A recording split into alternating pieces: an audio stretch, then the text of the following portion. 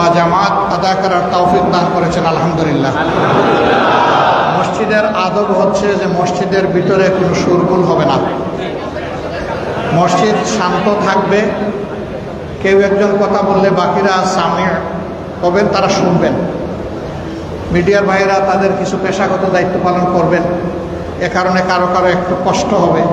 আল্লাহ তাআলার দরবারে দোয়া করি এই কষ্টের উত্তম জাযা যেন ওই ভাইদেরকে আল্লাহ দান করেন। সম্মানিত মুসল্লিয়ান, দরবারে অসংখ্য শুকরিয়া আদায় করছি। আমাদের একজন ভাই দীর্ঘ 14 বৎসর কারাগারের ভিতরে আছে, মাথার উপরে মৃত্যুর পরোয়ানা নিয়ে। আল্লাহর এই বান্দা সবসময় আল্লাহ তাআলার উপরে মুতাওয়াক্কিল ছিলেন।